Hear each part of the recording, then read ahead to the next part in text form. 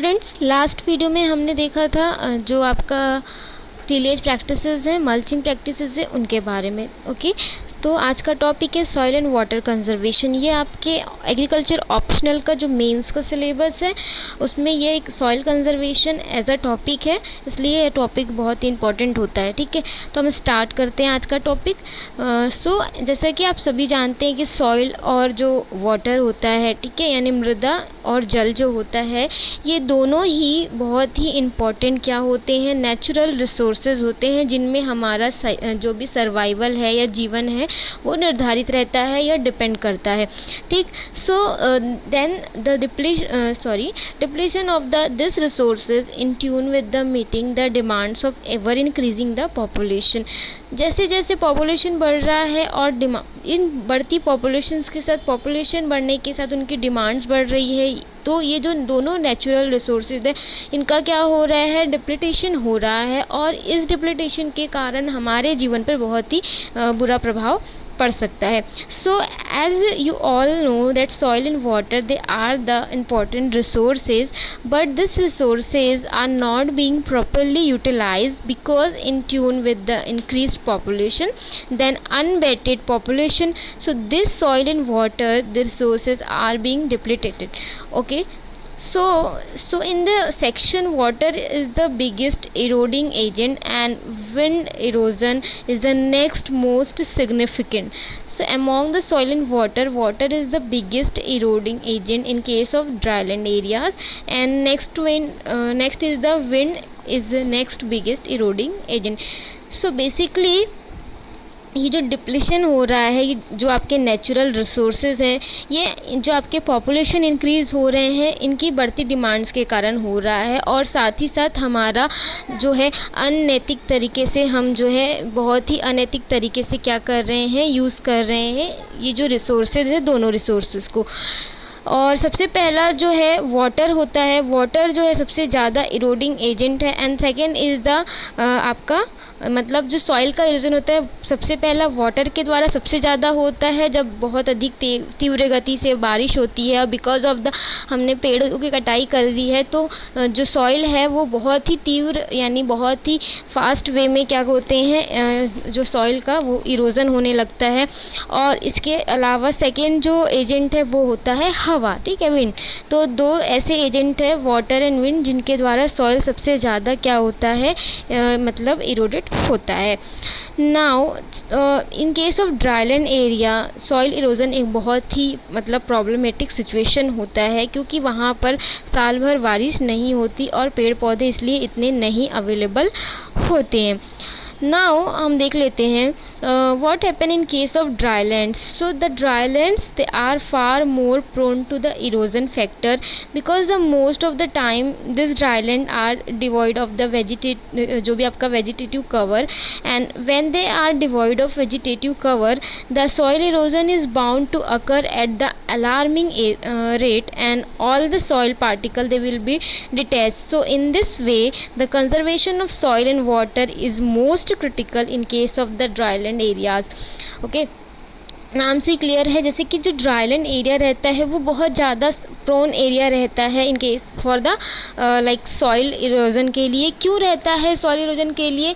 क्योंकि वहाँ पर साल भर मतलब जो सतह रहती है या सॉइल का जो सरफेस रहता है वहाँ वेजिटेटिव कवर नहीं होते, यानी पेड़ पौधे नहीं होते, क्योंकि साल भर पानी की कमी होती है, वहाँ पर साल भर पानी अवेलेबल या मॉइस्चर अवेलेबल नहीं होता एज़ कम्पेयर टू जो रेनी एरियाज़ रहते हैं या नॉर्मल रेनफेड एरियाज़ जो रहते हैं उनके कंपैरिजन में। तो बिकॉज प्रोन एरिया है सॉइल मतलब इरोजन के लिए, तो यहाँ पर सॉइल कंजर्वेशन करना बहुत ही इम्पॉर्टेंट प्रैक्टिस मतलब जो है वो बहुत ही इम्पॉर्टेंट हो जाता है, क्योंकि जो सॉइल है उसका जो भी जो इरोजन हो रहा है उसको हम रोक सकें। ओके, तो अब देख लेते हैं सॉइल इरोजन क्या होता है वो हम देखेंगे।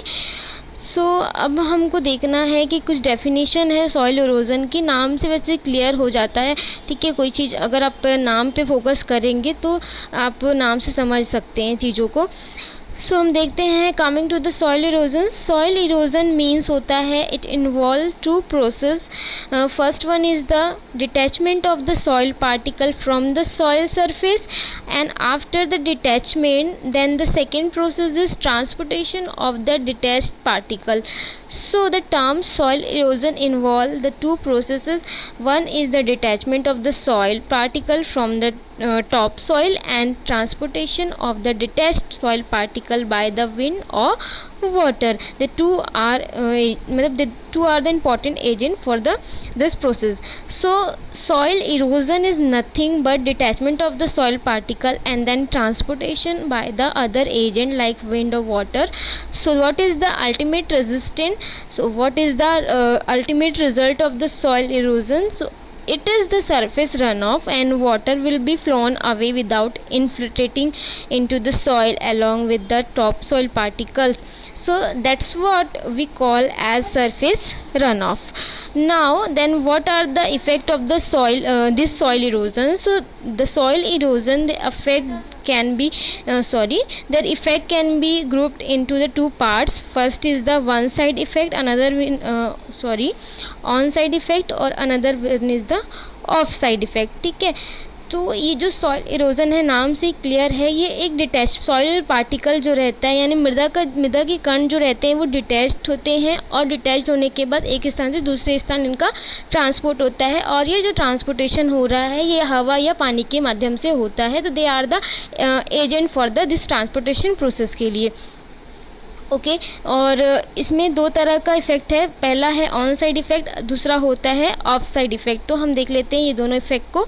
सो on the on-side effect, where the soil erosion has been taking place, there is a decrease in the agricultural production due to the problem of infiltration of moisture into the soil. So this is the on-side effect. So in a way that where the soil erosion occur, there will be reduced rainfall infiltration. So because of this, agricultural production is also decreased. So then what are the offside effect? Offside effect, it means the effect of the soil erosion where it not taken the site far away from the occurrence of the soil erosion. So this is because the effect is sedimentation and siltation of the reservoirs. So what happens in the case of soil erosion? ये हो गया आपका. अब इसको हिंदी में भी देख लेते हैं. On side end of side. On side मतलब ये होता है जो आपका लॉस होता है, मतलब जो इरोजन हो रहा है वो कहाँ से होगा? एग्रीकल्चर प्रोडक्शन से, through the reduce rainfall infiltration के कारण. बट ऑफ साइड में मतलब वो जो आपका एग्रीकल्चर प्रोडक्शन एरिया नहीं है, जो रिजर्वायर्स रहते हैं वहाँ पर से जब होगा, that is the of side effect. Now next one is this is the form of water erosion.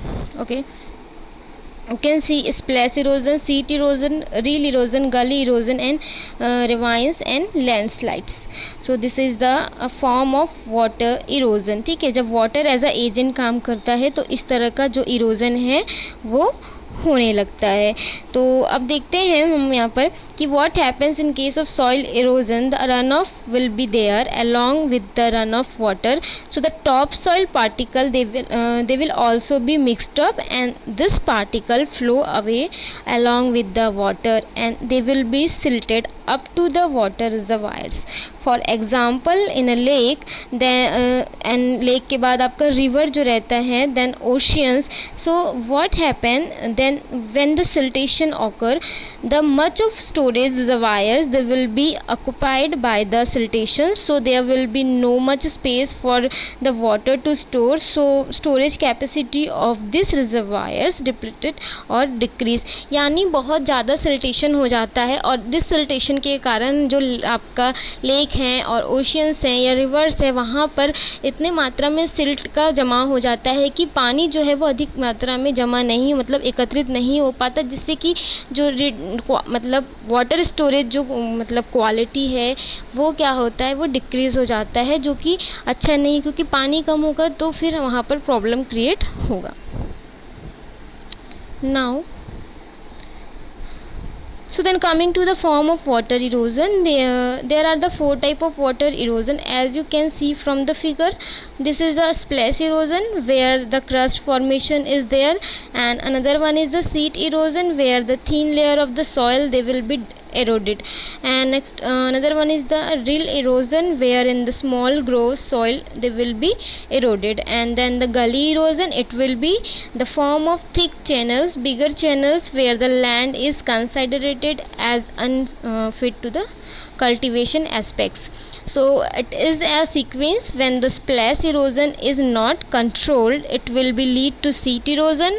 When the sheet erosion is not controlled, it will lead to rill erosion, and when the rill erosion is not controlled, it lead to the gully erosion. So then after the gully erosion, if the gullies are not stabilized, it will lead to ravines, and ravines lead to landslide. So this is what happened with respect to the soil erosion. Now we see the okay. Now coming to the soil and water conservation aspects, it mainly involve four aspects. Number one is the erosion management, and another one is the second water conservation. So in the erosion management, we have preventive measures and control measures. So in case of water conservation, we have in situ management, water table management, and runoff management.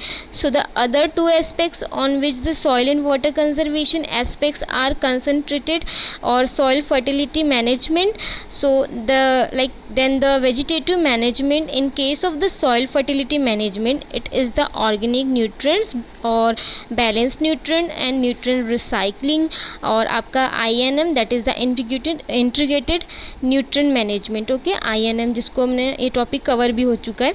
So in case of vegetation management, it is the crop, trees or pastures. So altogether the soil and water conservation, it encompasses all the factors. It is erosion control measures, then water conservation measure, soil fertility measures, and then the vegetation आपका management. Now then what are the principle of soil and water conservation on which they depends. Okay, this is the now see the principle. So one is the rainwater management and the reduction of the splash erosion, detachment and transportation of the soil particle, and then second one is the control of runoff, that is to check the seed, rill and gully erosion.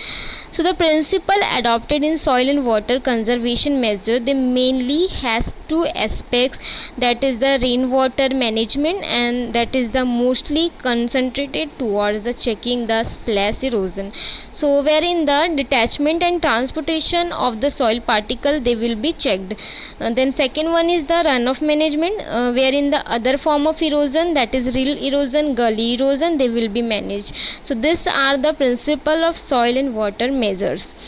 Now soil and water conservation measures. Okay, now then what are the factor on which the soil and water conservation जो भी measures हैं, they are designs. So the soil and water conservation measures, they are being designed on the soil or land slope, rainfall or wind characteristic. In most of the time the soil and water and the slope counts a lot, because in the soil characteristic, the type of the soil, and when you come to the slope, what is the percentage of the slope.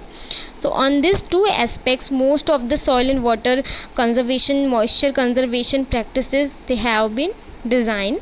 Now coming to the classification of the soil and water conservation measures that are being adopted in a dryland areas. So they are the two types, agronomical measures, another one is the mechanical or engineering measures. Okay, तो हम देख लें, पहले इसको देखते हैं. These are the two types of methods, soil water conservation measures, so which are being adopted. Now coming to the soil and water conservation measures in the arable land management. What is the arable land management? Okay, so what do you mean by the arable land? Arable land, it is the one is the which the land can subjected to ploughing, okay, cultivation and for the production of the crop.